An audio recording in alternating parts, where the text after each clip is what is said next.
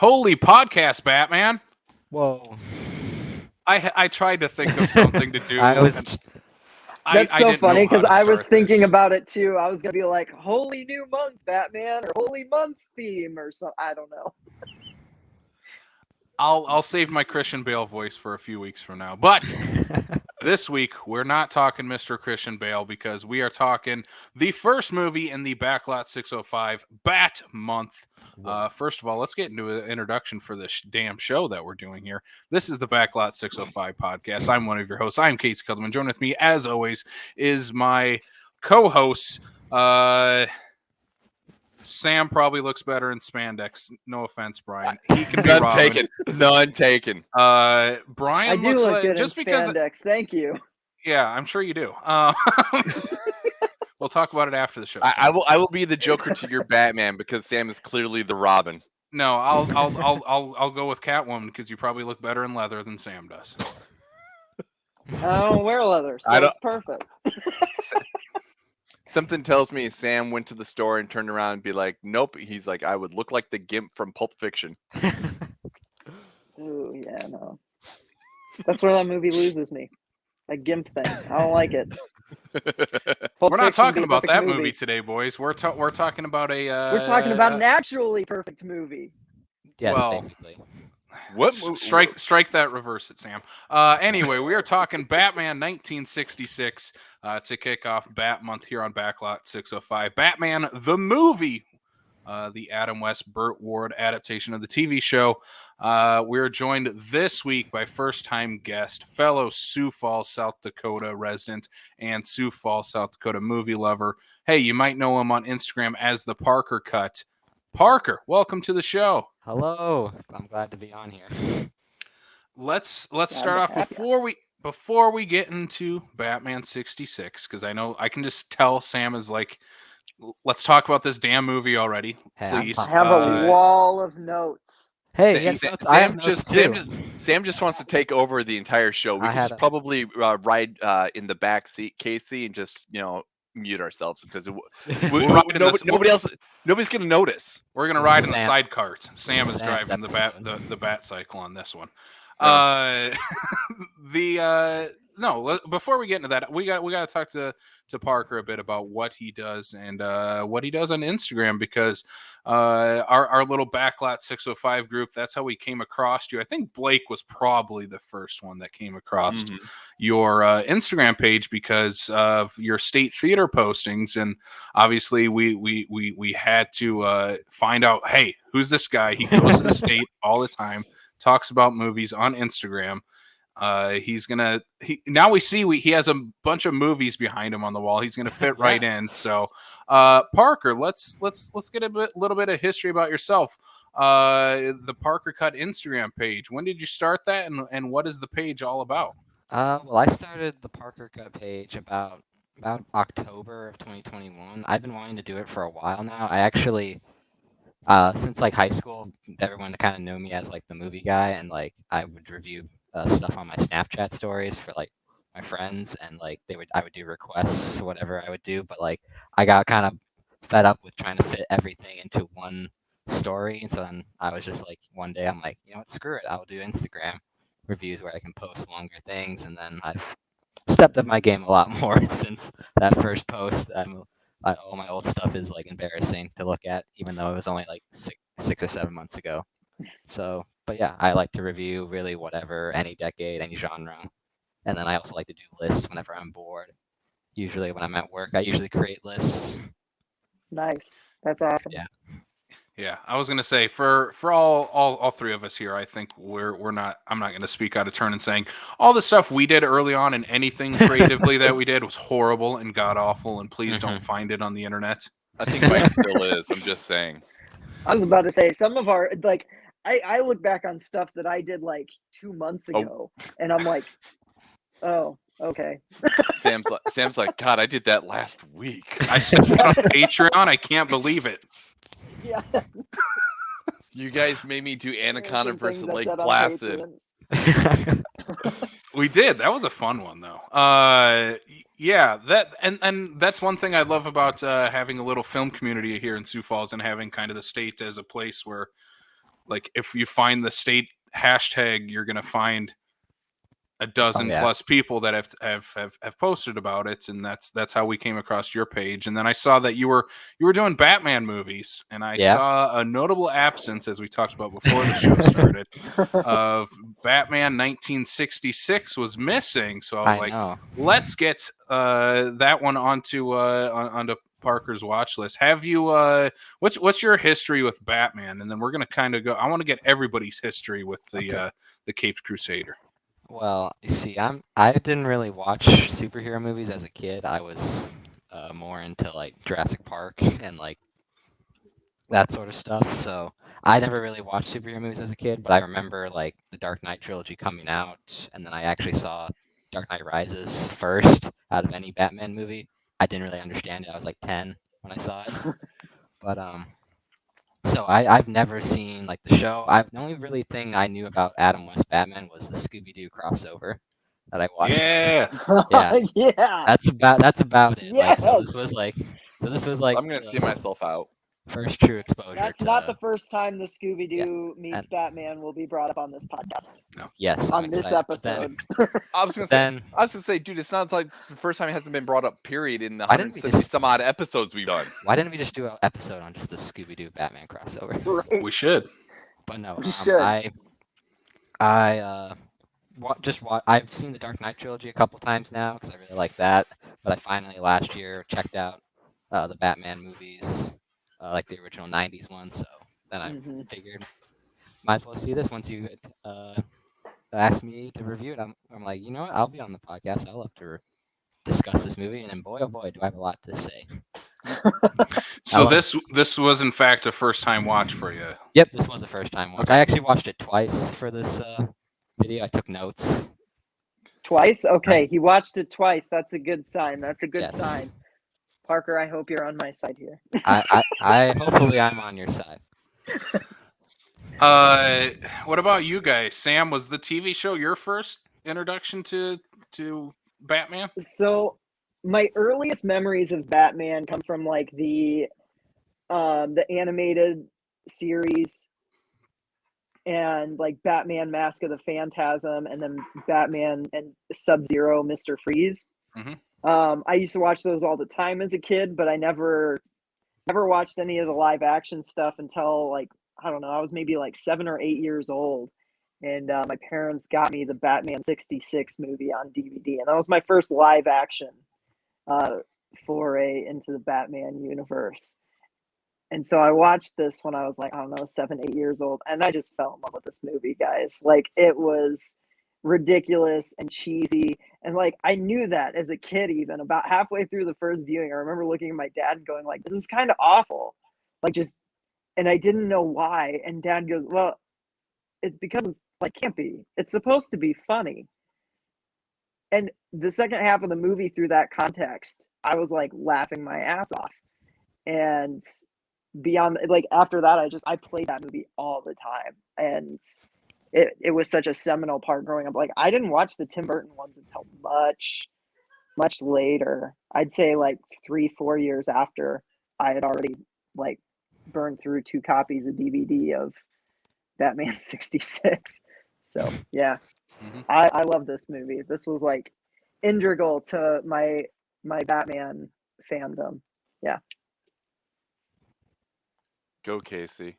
Mine is the exact opposite. I didn't watch this movie until I had seen every other live action Batman movie at least 5 times each. This was way late to the game movie. I didn't grow up with the TV show either. My introduction to Batman was the 90s animated series and Batman Beyond. I watched both of those all the time. And then, like Sam said, Mask of the Phantasm, Sub-Zero were constant rentals from the library. Was it Mr. Movies?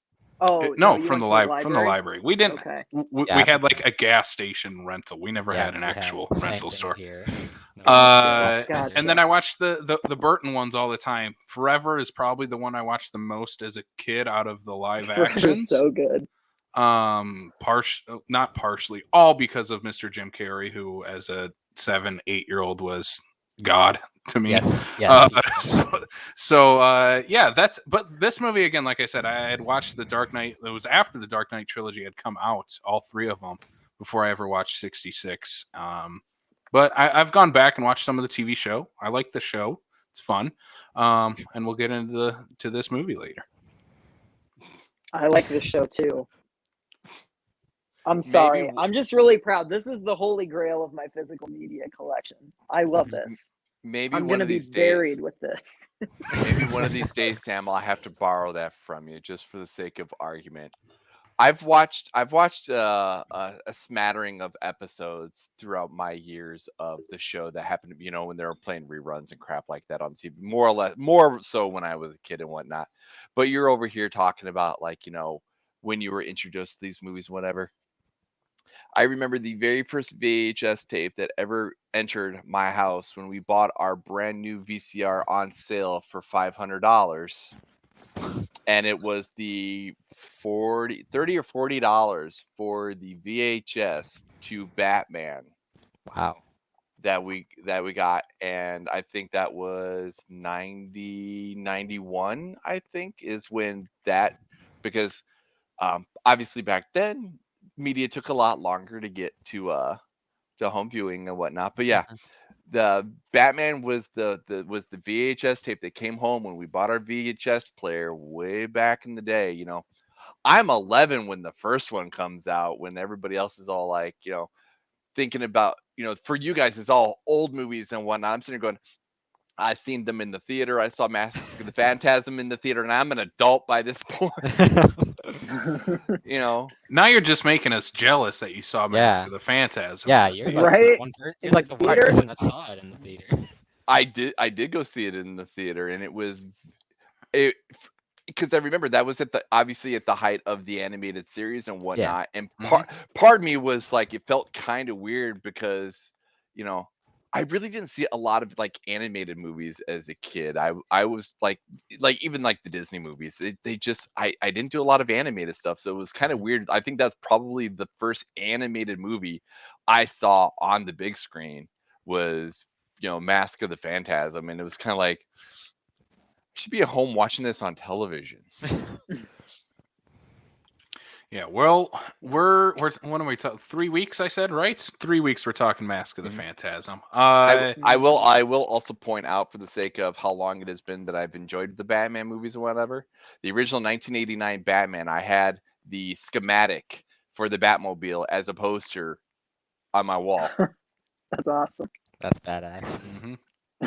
That's so cool. The 1989 Batmobile schematic. That's my favorite Batmobile. Let's talk about this movie here.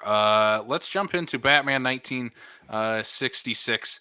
I'm gonna give the keys to the Batcopter to Sam on this. Sam, I'm gonna let you guide this one. For Batman 1966, this one it's all you, buddy. It's a bad idea because my notes are as like ADHD all over the place as I am usually. So, well, it's just like this movie then. Probably why I love it so much. Literally, this is my first note, and this is just when my brain decided you should be taking notes because you're liking a lot of this. The suicidal porpoise. Yes, that's my. Yes. I was like, oh, the poor porpoise. Like the clearly they made this in 1965 or whatever is when they made this and whatnot, because oh my god, the horribly bad porpoise. Oh no, this is after that. That's the shark. You're not. That's shark. right. That is. Yeah, I know. With your shark repellent. Here's the thing, guys. I used to watch this movie all the time. I've not watched this movie in a very long time, and all the good memories just came flooding back. But one thing that I didn't realize was how soon the shark on Batman's leg happens. It's literally the first action set piece. Yeah, I was going to say, this is 10 minutes into the damn movie as you get the shark scene. I always, because you get kind of like the typical opening, right? Like they're Batman and Robin, they're going to the Batcave or whatever. And speaking of which, the opening credits, I wrote down in my notes. It reminded me kind of like James Bond, but like Mhm. Yeah. Really low budget version of that. James Bond on a TV budget. Yes, like Yeah. it was like, but I liked it. It gave me, it also kind of reminded me of like a noir aspect to it, but like more like lighter noir. I Mhm. don't know. Yeah, like a campy noir. Yeah, I like- guess that's before we get into the movie. Like, I think it's a good thing we talk about like when this came out and what the culture was around it, because like especially that opening, that feels like a TV show opening to Oh, yeah. like Man Oh, from Uncle absolutely. from Yeah, in the it- 60s. yeah. Like They were- that was a Mhm. huge thing in the 60s, was like Yeah, the those- spy television serials, and this is heavily inspired by that. I was half Uh, expecting to see Rick Dalton's credits in the Rick Dalton. Yeah. Yeah. But the TV show does, Sam, you're gonna have to fill me in on the TV show. They pretty much, it's episodic, and it's basically someone does a crime, Batman and Robin have to figure it out and stop them. Right? It's episodic, but each episode is technically 2 parts. So like Okay. if the penguin shows up in the first episode of like the arc, they don't actually defeat the penguin until the next episode. And they did like 2 episodes per week, so you'd have to tune in both days to like to get the full story. And now I just have the nifty set on Blu-ray where I can just Yeah. binge all of it. Yeah, we don't have to worry about that anymore. Yeah, I've exactly. seen the episode. I remember, okay, so this is slightly off topic, but it's pretty funny. My dad told me that when he used to watch the Batman 66 series, it was on at the same time as Perry Mason, Oh. and that was what his sister always wanted to watch. So they'd have to race home after school to see who could get the TV first, and it was either Batman or Perry Mason. Oh, yeah. Is this so, the part where I said I'd rather watch Perry Mason? Whoa. Brian, this show is a pop culture I- icon. The show was fun. I loved Perry Mason, including the remake of it that came out in like the 80s Oh. or 90s or whatever. It I never was. Dan checked out the Aykroyd? remake.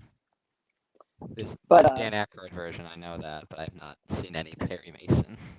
Oh my god, I'm trying to think of who it is that famous actor that went on to be Perry Mason. I'm trying to think of what it was, but yes, I would rather. What?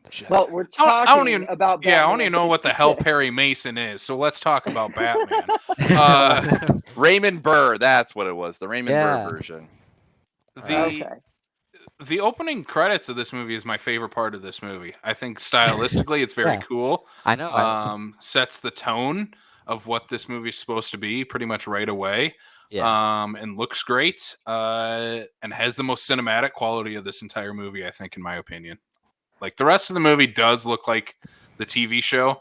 That Yeah. first part has a style Oh yeah. to it. So I like- I really enjoyed the opening credits of this movie. There's some like really impressive like helicopter shots from like in this movie, like when they're like chasing the boat, or like when they get into, there's like a one take where they like go from like the dock into the bat boat. I really thought that was pretty well done for what they had to, Yeah. at the time, for like how probably rushed the production was just to get it out, because it was like made right in between seasons 1 and 2 from what I've done a little Yep. research on.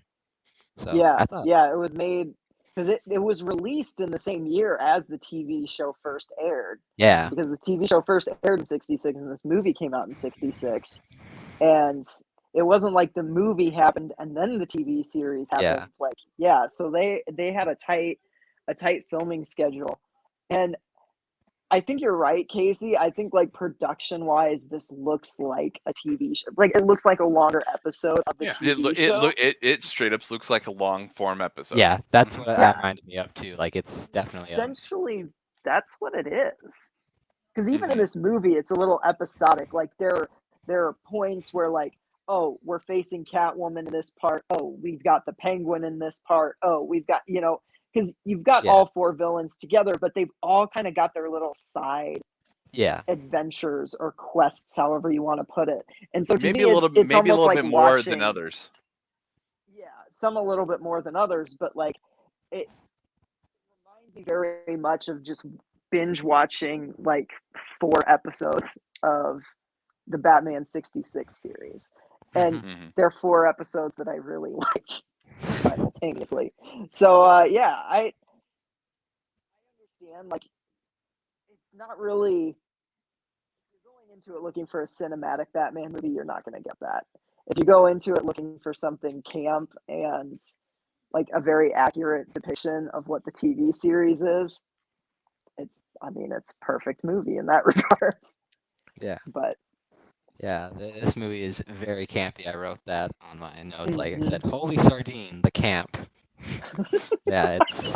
I didn't have to rent this movie to know that they can't, because I mean, if there's one thing the TV show has certainly done, and if there's anything if Adam West's legacy through the decades has done, is acknowledge the fact that this version of Batman is beyond any sort of camp that we got out of Joel Schumacher.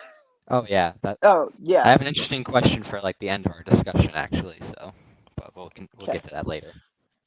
if it's which do I prefer, I can't answer that. Picking No, it is between not. Schumacher and this movie is like asking me which of my twin babies I want to throw into the river. Like, I can't do it. Hey, I'm going with the guy that made the Lost Boys. I got a couple of twins in the other room that you can try to test that theory with. Another positive And I'm with Casey. I have of this movie is the cast is really incredible in it. Oh yeah. Adam West is giving 110% as he does in anything he's ever in. He's also he's pretty good in this movie in terms of acting, especially when he gets to play Bruce Wayne. He does a good job of portraying Bruce Wayne. Burt Ward, his Bruce Wayne does feel a little James Bondish, though. Yeah, that's what I was gonna actually. That's a good point. I was gonna say, yeah, he felt like kind of Bondish, and also they kind of downplayed his like more tragic side, like his dead parents. I don't think they even mentioned his parents at all. No, and they don't in this series like at all. Yeah, he's just really? an upstanding. He's just an upstanding citizen that dresses like a bat and goes out and fights crime with the police. He's not an upstanding citizen. He is deputized. He is. That's what I was gonna point out. This is like the only one I know of like where they actually are like law enforcement, and I. Oh yeah. Only reason why but that's also 1966 where they're like, we can't have a vigilante on television. We have to promote the police and da da da. Yeah, you well, know, this is still like when I know this. I like a lot of film history and also history in general, but it came out in 1966. This was right during like when they still had the original Hays Code, which was like basically what sent like blocked movies for like basically 30 years from like what you could show and what you couldn't. So I think that was probably a case of like, yeah, this is like you can't have vigilantes be portrayed in like a sympathetic light or even like show them at all. It's either you're a good guy or a criminal, so they have to like deputize them. So it's interesting. I never knew that about the. It's amazing what the comic code at the time would allow, but the Hays Code would not, and how to manage a character with a tragic past in two different forms of media with two different extremely different points of censorship. Oh yeah, and this is so that they still had that power, because by this point in the late 60s they're kind of like losing that power and like movies are starting to become more daring. Like this is only like less than a year before Bonnie and Clyde comes out and like just changes the game for everything. Right. Well, and it's funny that you guys bring up that he reminds you of Bond in this, because like literally there's an essay in this big box set of mine that literally talks about how the 60s were run by 3 Bs, and that was Bond, the Beatles, and Batman. Yep. Like they were like that was the 60s, and that was 60s entertainment in a nutshell. And so I think like a lot of that is, I mean, Bond was huge back then. Oh yeah. It makes sense that they model Bruce Wayne after him, you know? Definitely. It's one of those things where this is very much a movie that's a product of its time. Like some of the jokes don't even make any sense to me because I just have no context for them. Like, or some of the jokes are like at the end, it's like I don't know what that means. Was that a thing in the 60s? Like I don't know. I understood a few jokes at the end because I like a history, like when they swapped the bodies of all the UN guys, and like they had the UK guy, he was bashing his shoe on the ground. That's the reference to like the Soviet leader who got so angry when he was making a speech that he took Yep. off his shoe and just started smacking. So I was like, hey, I'm surprised they made that reference. But Yeah, there are some of those references that you look at, whether we don't understand because the culture has changed or whatnot, or you Oh, yeah. look at some of these going like 1966 and going, we as hell would not have been able to say that on television in 2022, oh yeah. let alone in a PG version of Batman. Yeah. Yeah. As far as the other characters, Burt Ward, Robin, isn't given a lot to do. He's just He is given Raw- so many puns, Casey. He's just literally all his dialogue is just puns. is puns, and That's all. it's- That's all Robin really that's was all- though in the really. 60s though. He was Yeah, literally he's a just punching bag. the punch bag, the sidekick, the because anytime you ever hear holy whatever blah blah, it's a Burt Ward Robin punchline. Oh yeah, because that's why he So- didn't appear in like the Tim Burton ones, because like the screenwriter said he thought he was the most pointless character. Well- look what we got in Schumacher. Oh yeah. he yeah. There's one scene with him that I find hilarious, and I want to think it's sort of tongue in cheek with the Batman Robin relationship that people make fun of now. Of when Bruce Wayne is on a date with Miss Kitka, Catwoman, he like shuts the TV off and can't watch it, and I'm like, Yeah. yeah, you're just super jealous, aren't you? Yeah. Yeah. I was thinking. Yep.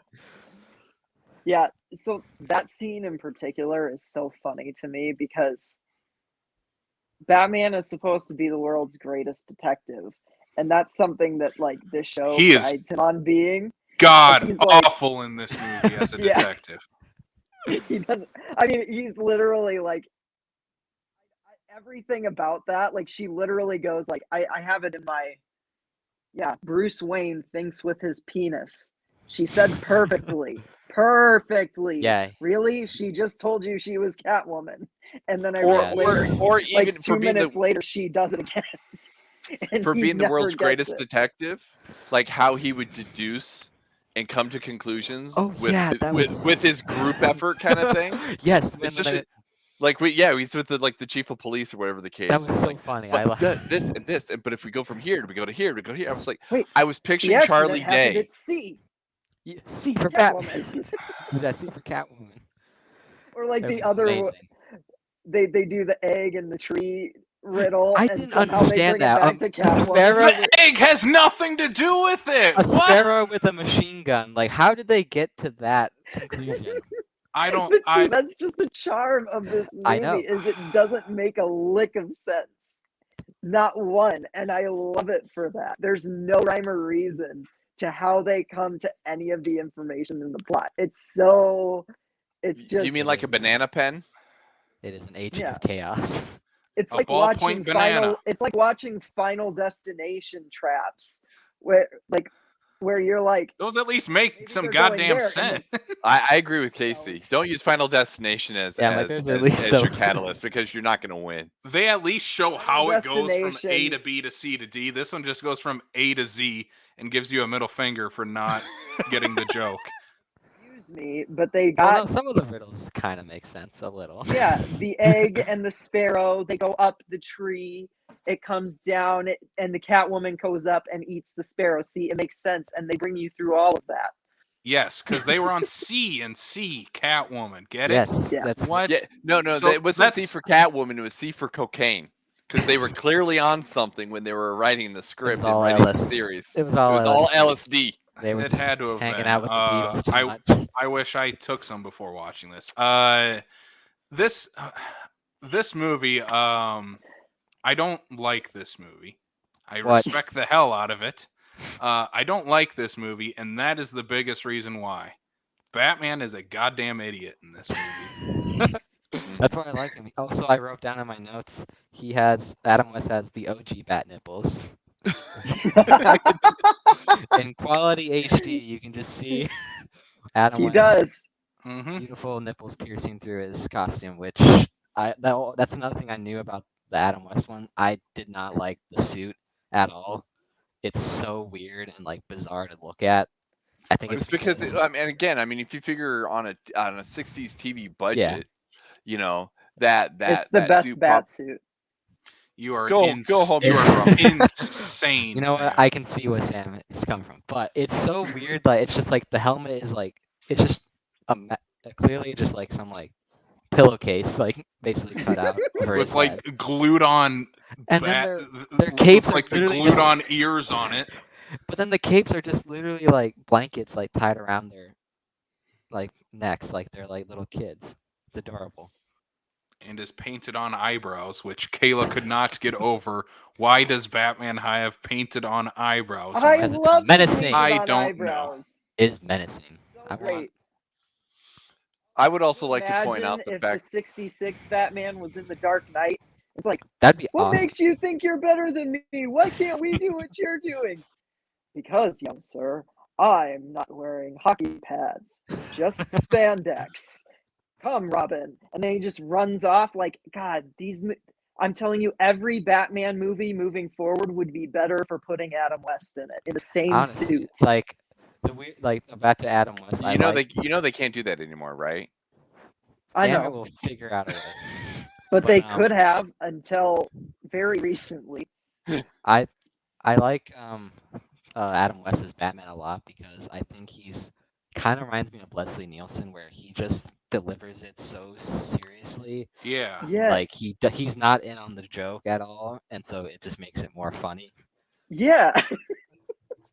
Like I could Yeah. definitely see it. he is believing that this is like the greatest crime solving.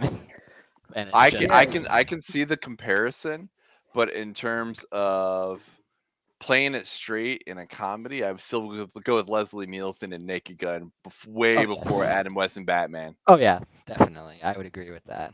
But Nope. I Adam West Batman. Sorry. Now, I if we're just Well, want- talking you Leslie can't always be Nielsen right, and Sam. Dracula Dead and Loving It, then we might have a debate. but I would just Look. also like to point out that we've got all these, massive characters, and everybody talks about the Cesar Romero Joker and whatnot, and he is basically feels very thrown away in yeah, this. he's not in this one that much.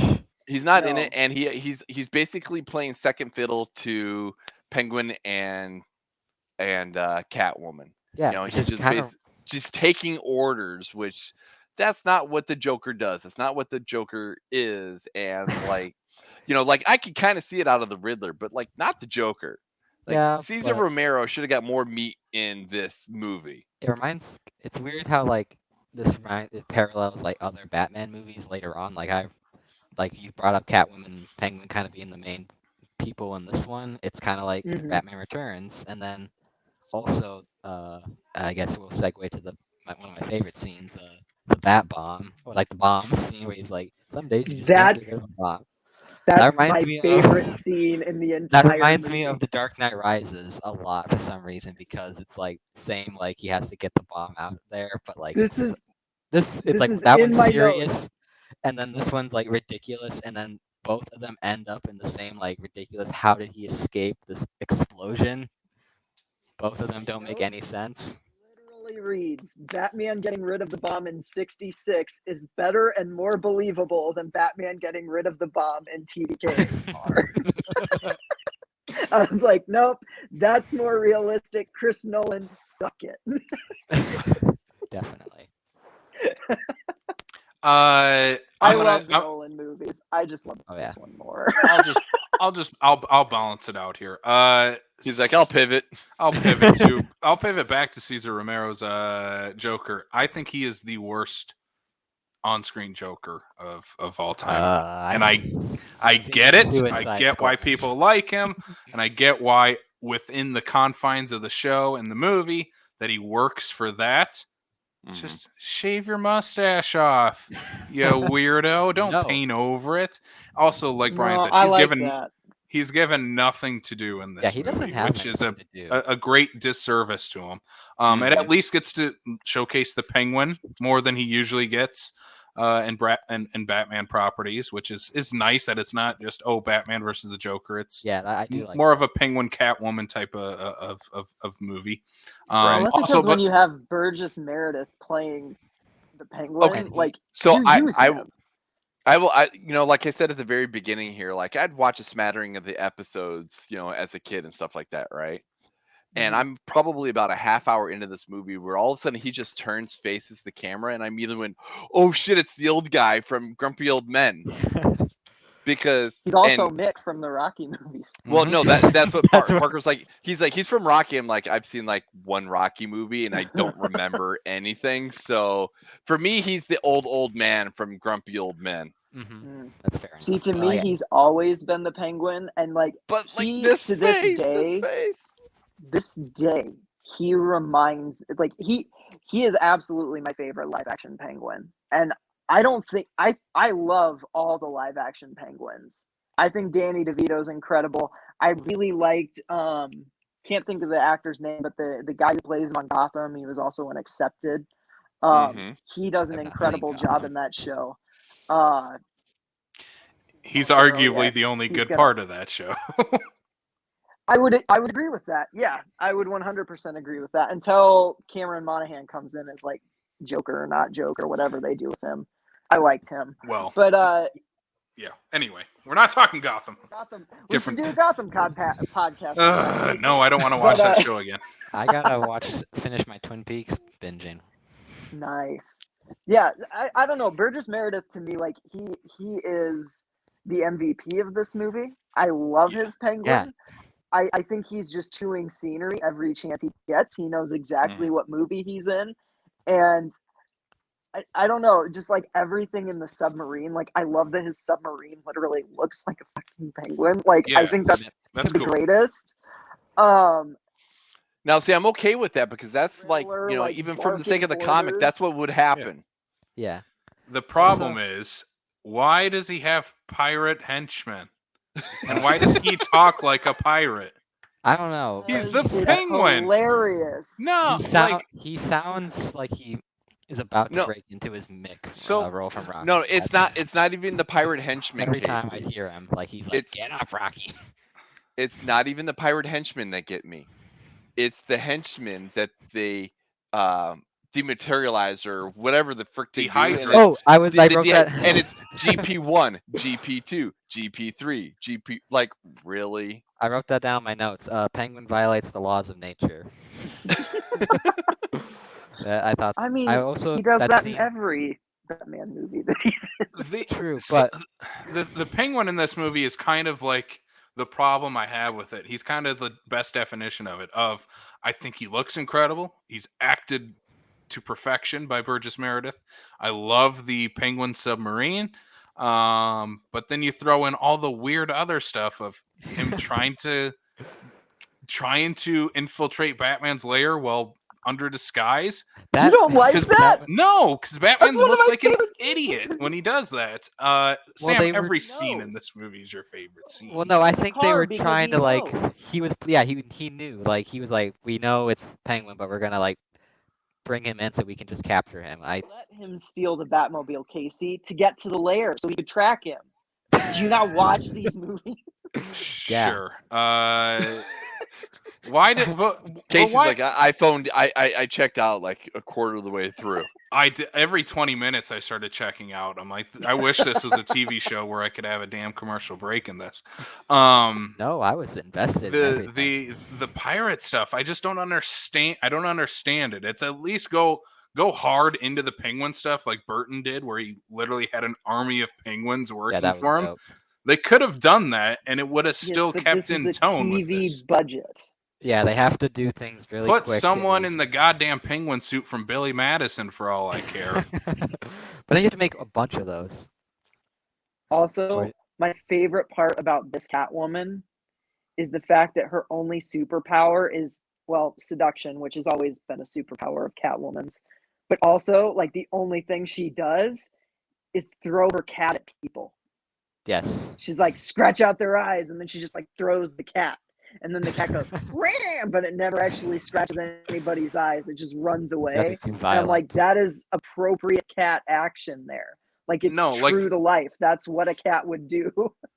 The one You time tell she it to throws the attack, cat you throw it. at Batman, he just catches it and keeps fighting. I'm like, what's the point of this? Because Then he it's to show Batman has compassion for all creatures, even the little furry Yes. ones. And then he Even- like even- even even puts him in the even little little lifeboat. Sam's. It's adorable. He's like Yes. he's like bon voyage, pussy. Also, he won't throw the bomb at the ducks, which I think is sweet. Oh yeah, I thought that was adorable. For the sake of basically this being long form television show, I will say the whole him trying to get rid of the bomb and basically having a 5-minute where can I throw this and not hurt anybody or anything. I was chuckling, I won't lie. But yeah, especially like the ducks. Like, you see, no, I can't go over there. Nope. Oh, I'm about to run into this baby carriage. Oh no, I'm gonna run into this Yeah. person. Nope, I'm gonna I run love into how the he bird. literally My fa- runs my f- into the nuns and the baby yeah, I was gonna carriage say it. twice. The nuns are my favorite one of just what like I get the baby thing and the duck thing. It's just the fact that it's nuns. Like, oh no, I can't throw the bomb at the nuns.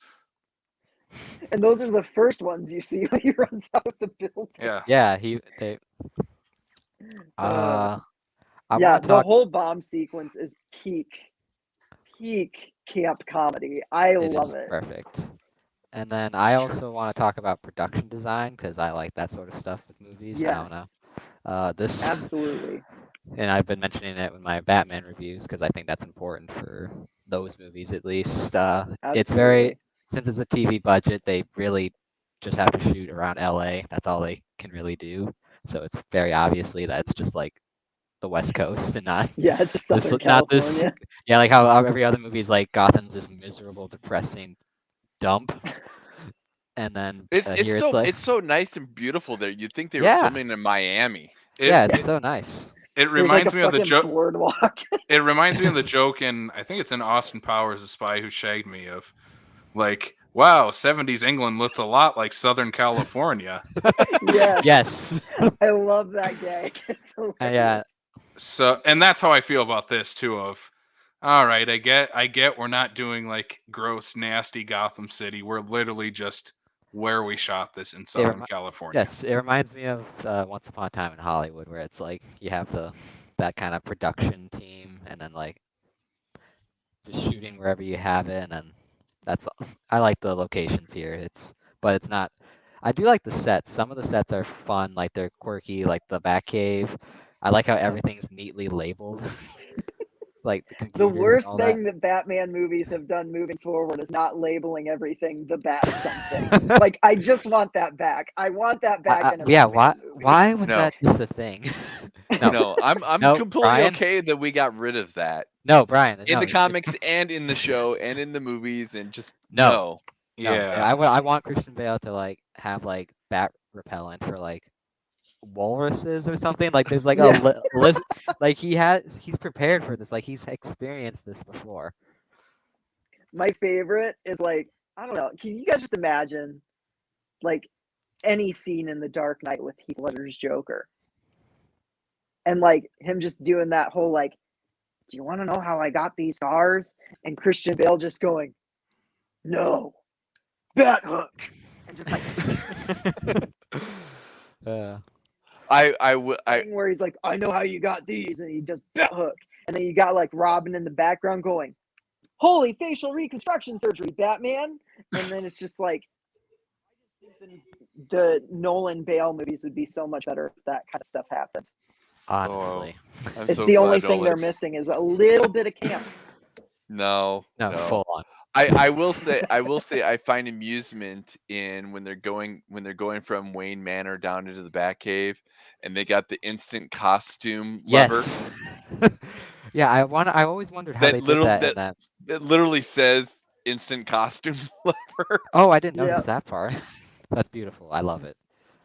Also, I think this is Yeah. the only movie I ever noticed they do bat poles. I know I always remember like he goes down the pole, but like this is the only movie I've ever seen him actually like jump down. I'm not sure. I haven't seen any of I haven't seen most of the animated movies. I've only seen Mask of the Phantasm, so I don't know if he ever does that in any other one. Actually, I don't know.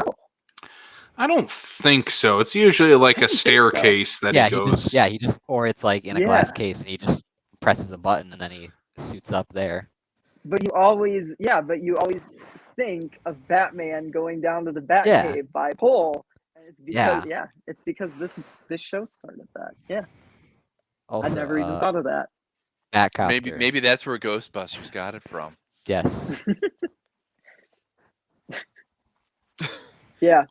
Go ahead with what do you got Oh. next, Sam or Parker? This is all you guys, by the way. I think me So- and Brian I are think just. we're just leading this. Please, because we let's love get this movie to so let's much. get to next week already. No. One of Wow, I'm hurt, Casey. Not you. No, not I you. know, I It's know, it's I know. completely on well, whoever directed on this this movie. fantastic movie, Casey. I should have pulled it up because I always do that for my. It's on phone. Leslie H. Martinson. I blame Yes. him. Well, he's Thing. a director of like TV work, so it basically is just transitioning that Yeah. TV work to a film. So like, he's done like he directed episodes of the show, and then also did any show from the '60s that was a thing he did as well. But he never really made a film career. I think he just mostly stuck to TV. He only probably did the movie because he was contracted through the Oh yeah, studio. definitely, probably through So, Fox.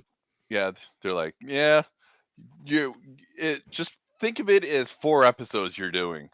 Also, interesting thing. This is before Warner Brothers actually owned DC characters, so like this is the only like Fox-produced Batman movie or any. Yep. Mhm. Which is probably why you don't find it on HBO Max. That was probably why I'm Mhm. wondering. I'm like, what is the reason? And then I remember. It's been on there. It's been on there before. I thought, yeah, It I thought has there been. was. But It has been on just there because, before. like, Warner Brothers probably doesn't have the rights constantly. Yeah, You know? yeah, they have to like Just- share them probably now just- with Disney. I was gonna say, think about that. That Batman 66 is owned by Disney. So what you're saying is Bruce Adam Wayne West. is a Disney princess. Yes. You mean Robin's a Disney princess? Oh, I was about to go Catwoman. with Catwoman, but Casey's right. No, it's Robin. Also, there's It's no Robin. now. There's no Julie Newmar in this movie, which I'm disappointed by because I only know Julie Newmar from the classic '95 movie To Wong Fu, and I was disappointed. that Yeah. she was replaced by Lee Merriweather in this movie. So it was funny. It was actually because she didn't know about the movie. Like, they hadn't greenlit or like gotten everybody's contracts together for this movie. Before she had taken another role in the off season between season 1 and season 2 in a different movie. And she was like, well, and she tried to actually back out of that movie and they wouldn't let her. And so they had to recast her character to Lee Merriweather. And then the movie that she was working on got canned. Like, never even finished it. And I'm just like, God, that sucks. Because, like, Julie Newmar is a fantastic Catwoman. I bet she is. I implore you guys to watch the 66 series because it's so good. And, like, any time that she's in it. Vincent Price is even in the 66. Like, off and on as Egghead. Yeah, I'm Now just like, and he's got this big prosthetic, like, dome Vince- head. It's Vincent nuts. Price is great in anything he does. He elevates material. Oh, absolutely. And he's tremendous. He's a great villain in the Batman 66 series. Okay, one of my favorite lines, I'm gonna go back to the beginning real quick because I missed it in my notes. But one of my favorite lines is in the beginning where they find out about the submarine. And he's trying to like talk to Gordon about like what info the man left. He goes, "Oh, he didn't leave a full address, just initials and blah blah blah." And like, I sense you're angry with me, Batman. And like, I love that the giving U.S. a free Navy atomic submarine to people who don't even leave their full address. And then he just leaves it at that. Like, I don't understand how the U.S. Navy during the middle of the 1960s Cold War era just up and gives a submarine to a guy that has a PO box. They sold it to him. Sold it to him. But this isn't the Soviet Union selling like 20 submarines to Pepsi for giving them like a. That's actually pinball machine parts. Yes. They sold it to a man with P.N. Gwen as his name. In Gotham.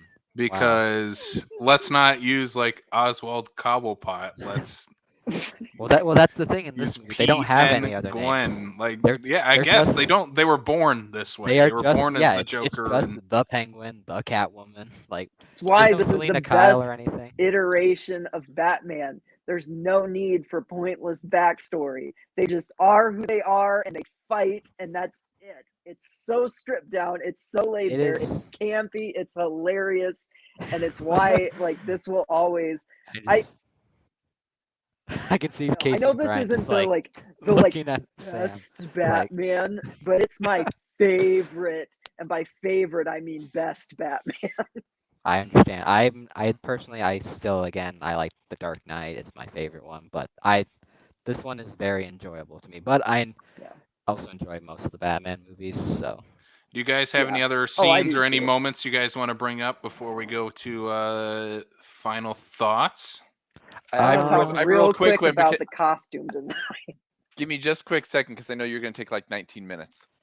When they're in their little like layer thing and whatnot, and there's the bookshelf, and everybody has their designated section. And The it's Riddler has private. his part of it. The Joker has his part. The Penguin has his part, and everything is all labeled all nicely. But yeah, Yeah. like this It's is private. private, but it's out in the open for everybody. It's where most of this $1.5 million budget went to, was a label maker. yes, and then there's like a Probably. lock.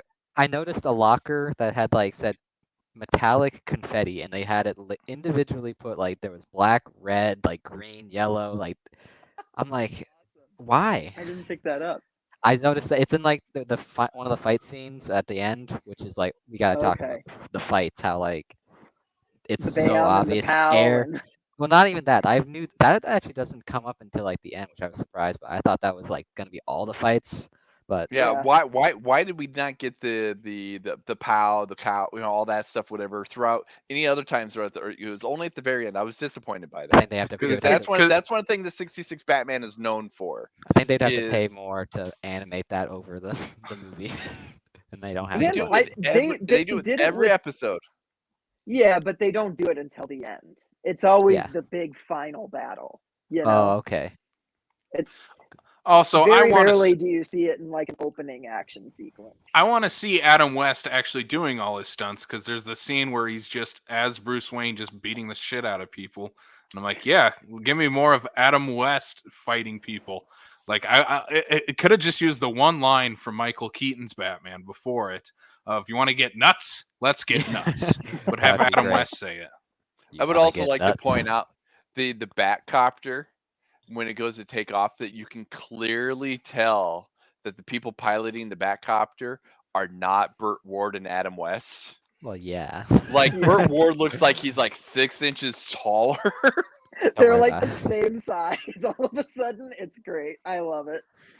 I So- also love how he has to drive to like the airport. I work at an airport, so it's like funny to me that he has to like register this aircraft as like a normal helicopter, but like Calls the airport. Hey, can you get the Batcopter ready? yeah, like and who do they label it under? They would have to label it under just Batman because Yeah. it's like he can't reveal his name, so it's like His first name is Batman and his last name is and Robin.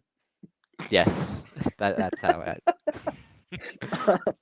But does he have No, to like rent it? It's I don't know. He probably hope he owns the don't have to airport. rent He's got- Bruce it He's Wayne. got- a millionaire, But right? it was like a Yeah. hanger. It was just like on a big airport, so I just saw that. I'm like, it gave me a chuckle. So there are two instances in this movie of characters wearing masks for absolutely no reason. Yes, I wrote that down. Mhm. The first one comes in when it's Alfred and Robin following in the Batmobile. Yes. Alfred's still dressed as a butler. Like he looks the same as he does in And every they're other just- thing, except he has a little cloth bandana tied around his And then they're just driving the Batmobile around and like all the extras like walking around. They just like see it and they don't even care. Like they're just like, oh, wow. Oh, it's This just is deputized agents of the law. Yeah. And clearly, again, that's part of the sign of the time though too, because immediately the first thing I think of is like the Green Hornet. Green Hornet was Yeah. very similar in that 100%. same instance where they look like everyday people. They're just in nice suits, but all they got is just the The infamous I got the black thing over my eyes and magically I'm a whole mysterious person. Well, yes, I'd Oh be God. convinced of that. Because as soon as no, because you bring up like Alfred, the first thing I immediately thought of is like the Seth Rogen Green Hornet.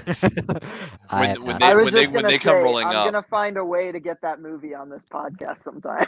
Oh, no. I I think no. I would have been all for it for this month instead of Batman 66. Oh, Jeez, Casey, you're you all right? horrible. But Casey, the second time It's someone okay, wears a Casey. mask, I'm on your side, Casey. No, I think we have a nice 2v2. It's not you guys ganging up on Sam. It's nice.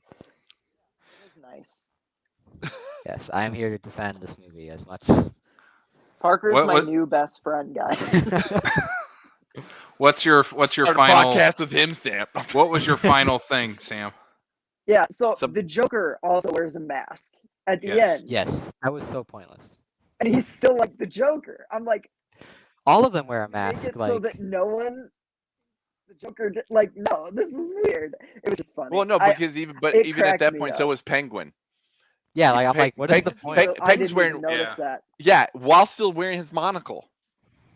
Hey, that's And I'm commitment. presuming, yeah, because he never takes the top hat off. Oh my God, that's great. I just love that. I think that's so funny. I'm just like, you're like very open about being supervillains, and all of a sudden you put on these masks, and it just cracked me up. I just thought it was a funny detail. Because that was an actual conversation on set. Probably. Oh, definitely. Should we have him wear these masks? I don't know. Like, It seems why stupid. not? Oh, let's do that. Just like the director smoking like a cigar or something. He's like, why not? That's what I. No, it's imagine. probably Just the like- executives going, everybody's gonna wear a mask. It's like cartoony. As a producer, she's just like, you get a mask and you get a mask. The foam rubber convention. I don't Great know gag. if I've ever seen that ever happen, but also it's the only time I've heard Batman say cringe, so I guess I'm complete. Oh my God. I love that. I absolutely love this shot where it just like zooms out really cartoony and Like, just whoa. landed on a giant foam pad. It's so stupid. But also when they decided to like run to like the wharf or whatever at the very end, and they're just like green screened, like on like the city streets, and like Burt Ward is Yeah. like hustling, like he is like full on like it's so hilarious. He's got to. Yes. He's like a foot shorter than Adam West. But like Adam West is just like lightly jogging, and then Burt Ward's like Yeah, that's typically how it goes in the show too. Adam West is the one that's like, slow and lethargic, and I like mean they he's put Adam him on- West, it's and like then they Burt put, Ward's running around like he's on crack. Like, let's get him, Batman. yeah, it's like they put him on a treadmill, and then they just had Adam West like run in place. So it's like That's probably what they It- did. it- Adam it West is was all- probably a son of a bitch who was like, no, I'm not running. yeah, I'll just run in place. It is also the 60s, so the chances are that Burt Ward was on something while he was doing it. There is a probability there, though, Sam. Could be. I think for as squeaky clean as they were as the characters on this show, I don't think that traveled over into their personal lives, from what I've heard. Also, Again, Well- it was well- the 60s. The idea of you find somebody who hadn't tried something yeah, was everyone smaller than everyone somebody would who hang had. out. I mean, Everybody have you hangs out. guys seen the anarchy that is Burt Ward's dog food and the packaging on it? It looks like this movie. Yeah. Seriously? Burt Ward and his wife sell dog food. Yes, they do. Oh my God, hey, that's Gotta awesome. respect the hustle. Yeah. I think it's made like in South Dakota or something. Really? Like, or Minnesota or it's somewhere around here. Anyway. That's my tangent Googling to that after this. what's that? I'm gonna be Googling that after this. Yeah. Yeah, I'll have to look Sam's that gonna up. be ordering some Burt Ward dog food. He doesn't own a my dog, but he's gonna get cats. it. Let's get to our final thoughts on Batman 1966. Sam, I will have you start then. Final thoughts and your score for Batman 1966 out of 5 bat signals. Oh, I have to. Out I of always do mine out 5 of 10. bat stars. 5 Bat signals. stars. Bat I signals. award Batman the movie 5 bat signals because I love this movie, guys. I absolutely love it. I know it's not necessarily a perfect movie, but it sets out what it sets out to do. It does perfectly, and I love it. I think the last 10 minutes are a little tedious. Like, we don't need it. It's whatever, you know. Oh yeah. That's I love it so much that I forgive that immediately because I can't even start watching this movie without a huge smile breaking across my face. Yes. Like, this I is a agree. comfort movie for me in like every sense of the word. It has been since I was very young, and I was really glad. I hadn't watched this in years, and I was so glad to like revisit it. And I got to revisit it on grainy, awful VHS, and it was like the best thing ever.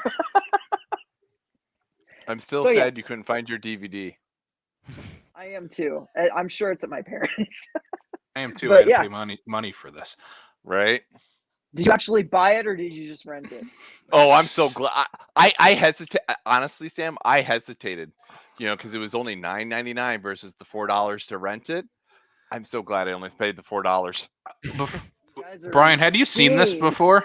No, this is my Okay. first time seeing this movie. I had seen this once before, and I was like, yeah, I'm just renting this.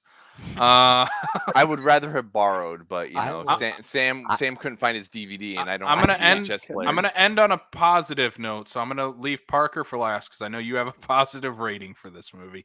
Brian, you can. We'll get our negative Nancy's in her. I Like will. sandwich. I will say is that I get to like what Sam is saying in terms of this is a product of the show of which it was derived from, so I go into the movie knowing that aspect of it, but at the same time too, all due respect to the almighty that is Adam West, this is not a good movie. It's not. I was so just, for me, the jokes just do not, they just don't hold up between holding up or just not landing right at all. Like you can like we've said, this is just a long form episode of the Yeah. TV show, I see what you mean. and in terms of being a movie in the production that I feel that would go into a movie in the 60s, they should have given them more money to actually try to do something that just wasn't like, again, that they just crammed 4 episodes. They crammed basically a miniseries together and put it out in the theater. So, Yeah. What's your bat signals? I don't know if I can go as harsh as you did, Casey. So maybe 2, but that's only because I go with the Joe Lynch aspect of a start with a 3 and go from there. And I don't think they executed like they could and should have based on the show. So it's going to go down a little bit for me. And I got to try to keep up for the fact that I got to offset Sam over here. It's a 5-star banger, y'all. I Don't worry. give a shit. Don't worry. I'll get us to a nice median here. I know. I've seen yours too. This I respect the hell out of this movie. Agreed. I respect the hell out of the TV show. It's undeniable that this is, for many people, the iconic "What is Batman?" It's Adam West and Burt Ward running down the street, pow, bang, wham. I get that. But for me, pop art, but to its fullest too. Yeah. And for me, and maybe this will just go into, I'll find a little more respect in the 2 animated movies that they've made since within the last like 5 years or something like that. They've made 2 animated like sequels, one including William Shatner as Two-Face. Whoa. Yeah, I need to check It's that good. one out. It's good. But like as a live action adaptation of Batman, this one just doesn't work like at all for me, unfortunately. It could be that I was just late to the game and was like, yeah, Burton, Schumacher, the animated series, and Nolan had already like infiltrated my mind of what's Batman is. And then watching this is like, yeah, this isn't the Batman I like. And that's just me personally. And I get why people love this movie. I really, really do. I think there is a lot to admire, but you have to know what you're getting into going into this. Yeah, for me, it's I'm sorry. I give it a 1 1 bat signal out of 5. And that's pure You personal. gotta be honest. That's okay. Give me Clooney campy before this one. No, no. I Well, love Schumacher, but I'll take this over it any day. Adam West is not the worst live action Batman. That's all I'll leave that at until we talk about Batman and Robin. Yeah, 1 bat signal. I'm glad I'm not there for that. Yeah. Anyway, I think it's the worst live action Batman movie only because the governor plays Mr. Freeze in another one. So, Parker, what is your final thoughts and score for Batman 1966? All right, so I have a lot for my conclusion. So like it's looking back from like 2022 audiences.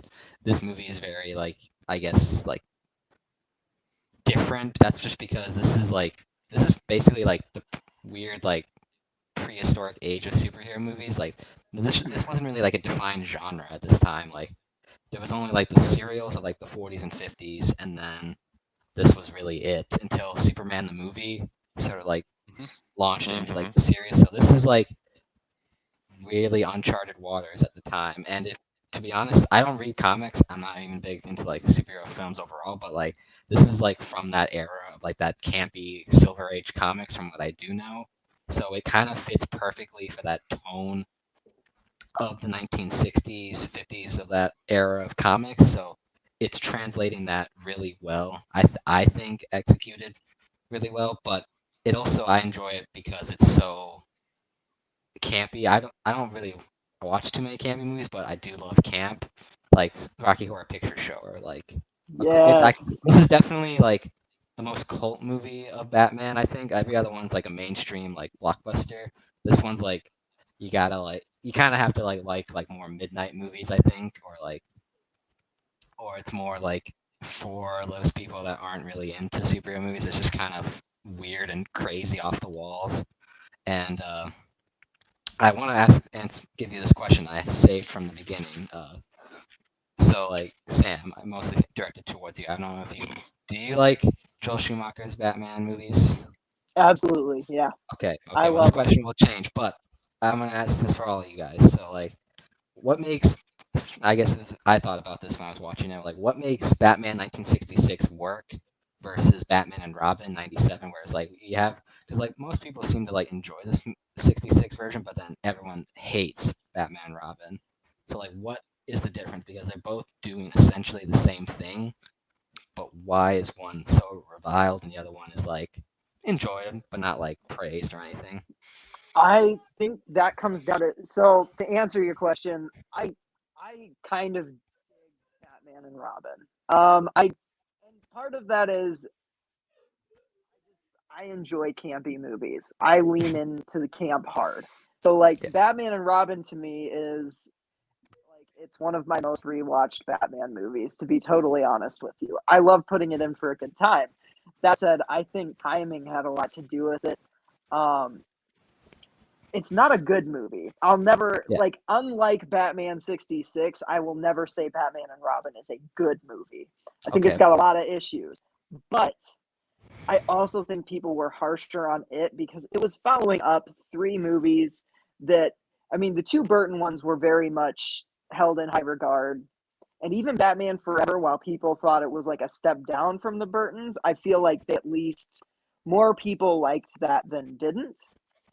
And I think just leaning so far into what a lot of people didn't like about Forever, which was the campiness, I think is what really was its downfall. I think people didn't respond well to Schumacher doubling down on all the very goofy aspects of the earlier movies, Definitely. That would be my answer. Anyways, that's my thoughts on it. I think part of it also just depends on the generation of which they were introduced to those movies. Because like for instance, like me, I'm literally the epitome of the entire new generation of Batman movies. Like I said, I was 11 when 89 came out. So by the time 97 comes out, it's literally my graduating year from high school. Yeah. For me, whether it be Burton or the Schumacher ones, you know, like we Casey and I poke fun at the fact that you can clearly tell this is the 66 version is a right of its time. Like you can clearly see it's a 66 movie. Whereas if you Yeah. look at the Batman and Robin in 97, if you look at the culture, the way we're doing things, you know, all that stuff, whatever, it clear though it is obviously very campy as Sam puts it here, you can clearly draw that complete through line for the way that the Schumachers are in the late 90s to what our culture was in the 90s, just as it is like for the 66 one. Mhm. So I can clearly see, you know, I can definitely, I agree with Sam, is Batman and Robin great? There are better ones, but I will still ride hard for it just because, again, that Mhm. was part of my, especially coming out of high school and all that stuff, whatever. These are movies that are starting to define me and what are the movies that I like to watch. Mhm. Yeah. Yeah, what you guys said. I think a big part of it is the TV show existed, and that has the fan base already inherently built in for the 1966 version, and then the Schumacher movies now especially get sandwiched between Burton and Nolan. Yeah. Mhm. Yeah. I think one of Yeah. them unrightfully so, one of them more rightfully maligned. But I think they're not as bad as people put them out to be. But yeah, I think it is that they're just sandwiched between the two of the most iconic versions of the character, and that doesn't help anyone in any situation. So I think that's a big part of it, is just getting sandwiched between two darker Batman properties. Yeah. Well, Well, this and- one is a first of its kind and Mhm. already had a fan base built inside of it. Yeah. I'm gonna even spin it even yet another way, is the fact that, you know, like people like to make those comparisons as who played the Joker the best. They Uh-huh. bring up Caesar Romero, they bring up Jack Nicholson, Heath Ledger, they even bring up Jared Leto, they bring up Mark Hamill, I- Who stuff brings like up that. Jared Leto? Yeah, I bring up Mark Hamill. Anyway, But yeah. is to the same instance of, you know, the different iterations, whether it be the Burtons, the Schumachers, the Nolans, the, you know, the 66 and whatnot. They're doing what they do the way they wanted to do those, and I respect for the fact that, you know, they may not be as specific as, you know, like somebody's going to be like ride hard for the Nolan trilogy and compared to Schumacher, but somebody might be like, you know, I like the Schumacher ones because they're more campy, they're more out there than what the gritty version that Nolan did and whatnot. So I mean, I can't take away the fact that, you know, the only thing I can take away is the fact that, you know, Tim Burton says that he thinks that comic book movies are stupid, and yet he made two of the most iconic ones on the planet. Yeah, but he also didn't give a shit about the comics Yeah. So when he did those. Like he just did his own thing. Those are Tim Burton movies through a They're Batman Tim Burton. filter. They're very much Tim Burton movies, but at the same time, too, his style and what he was bringing to at the time in the 80s and the 90s, his Yeah. he was the like the perfect fit for Oh yeah. that. Yeah. Oh, Yeah, absolutely. it's like I have my issues with the Tim Burton ones. Like I like them. I think they're even really good movies, but they're just let down for me by like writing and stuff. But I can really acknowledge the visuals. Those are still, I think, like some of the best looking superhero films ever made. Like Mm-hmm. Yeah. but so back to my rating of the movie. I guess I don't want to do out of 5 stars, but it's basically out of 10s. So like I would give it about 3.5 out of 5. So it's not. Nice.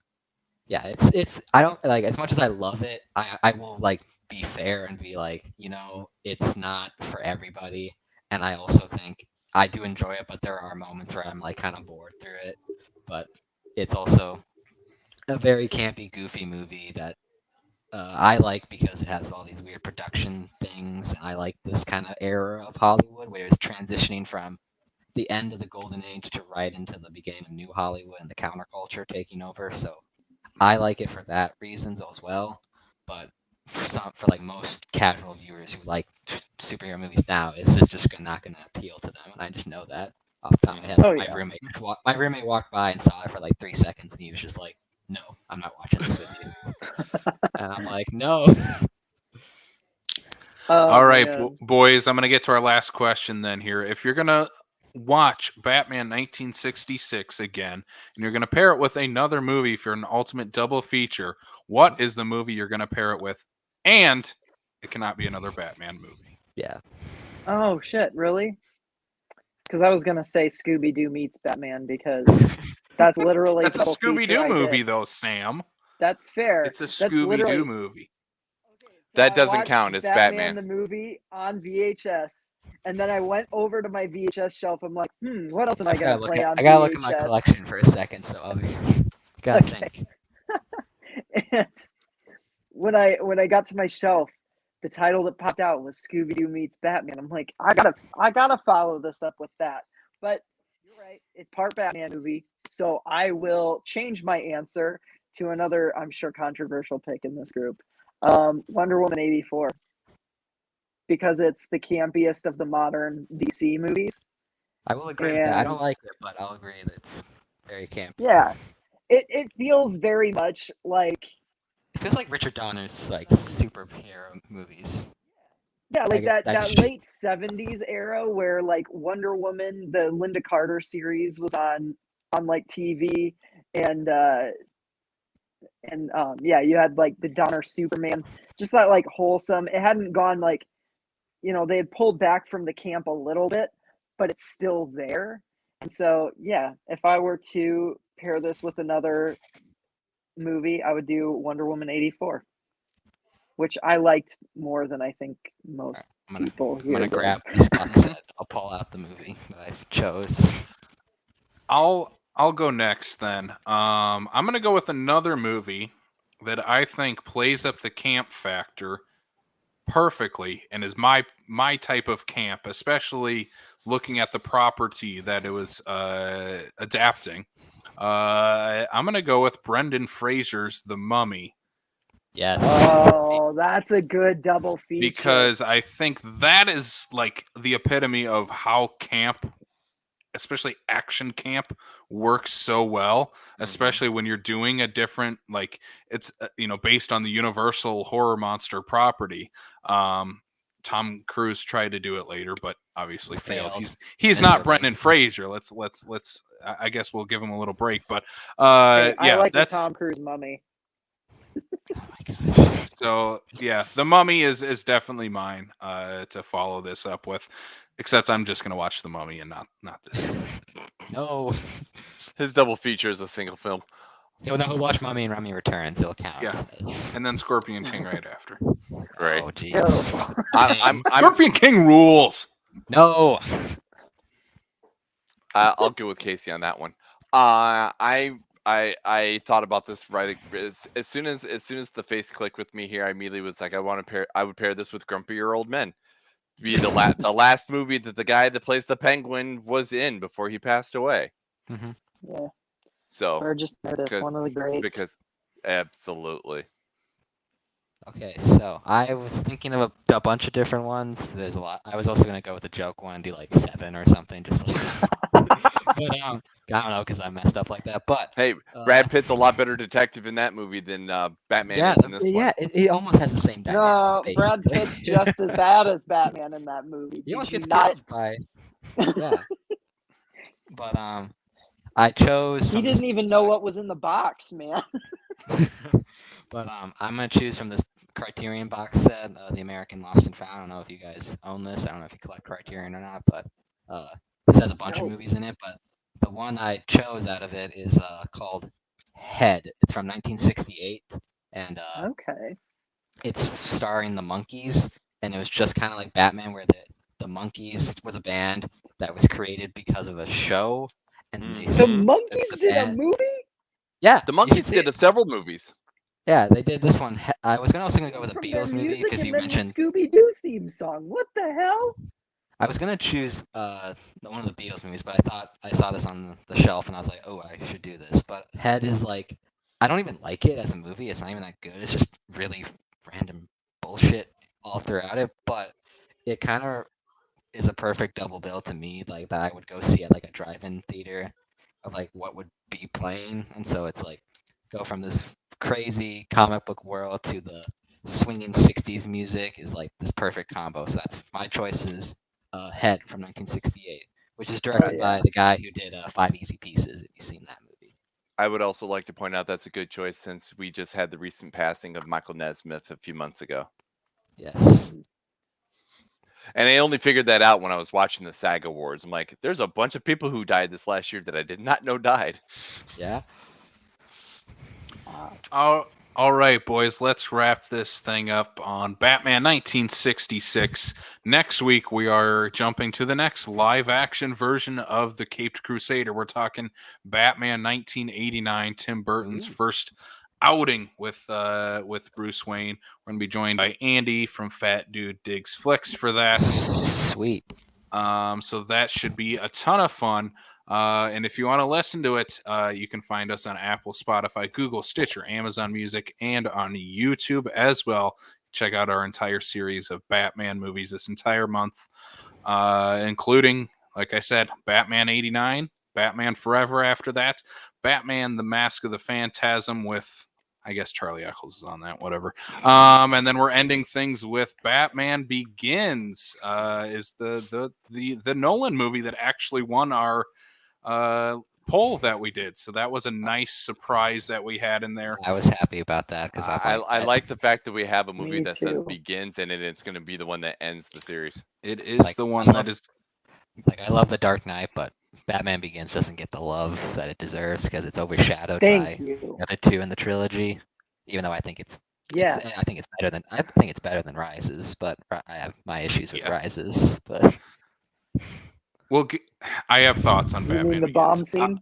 oh yeah, I like. Yes. Anyway, I like Batman Begins a lot. It's just yes, it's a it just solid sucks that movie.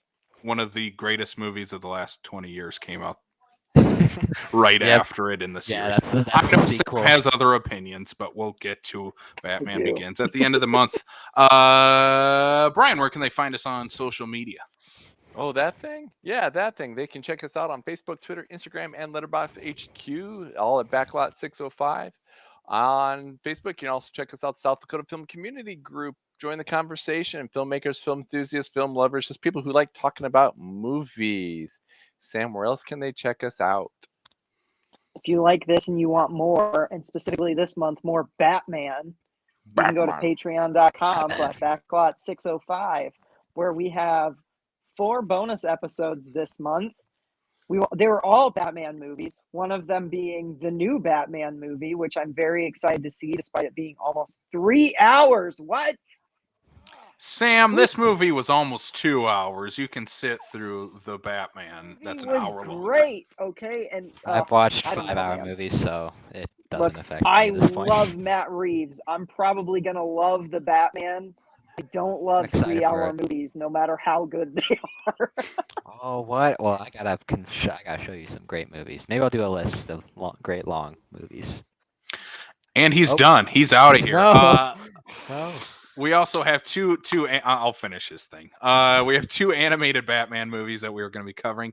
We're going to be covering one of Sam's childhood favorites that he mentioned at the beginning of the show, Batman Sub-Zero. We get double dose of Mr. Freeze in the Patreon feed this month because we are also doing Batman and Robin Time to Chill. Guys, Yeah. why are I'm we so doing happy this? that we're doing both. I'm so happy I talked you into doing both Schumachers this month. You I was horrible. like, hey, the loser of the Schumacher thing should still be a Patreon episode. I'm glad Batman and Robin is on Patreon because it is literally me just going to be saying ice puns in my Arnold Schwarzenegger voice. So Freeze. Which is all I want from that episode. good luck, Sam. Sam, do you know what killed the dinosaurs? The Ice Age. And then last we have Batman Under the Red Hood, a modern classic of Batman animated lore. So very excited And to the only have one that of one these on there. movies that I haven't seen. That'll be a first time watch, which I'm very excited about. It's a doozy. I've heard it's good. Yeah. Next, let's jump to Parker. Parker, what do you got to plug, and what can we expect coming up from the Parker Cut on Instagram?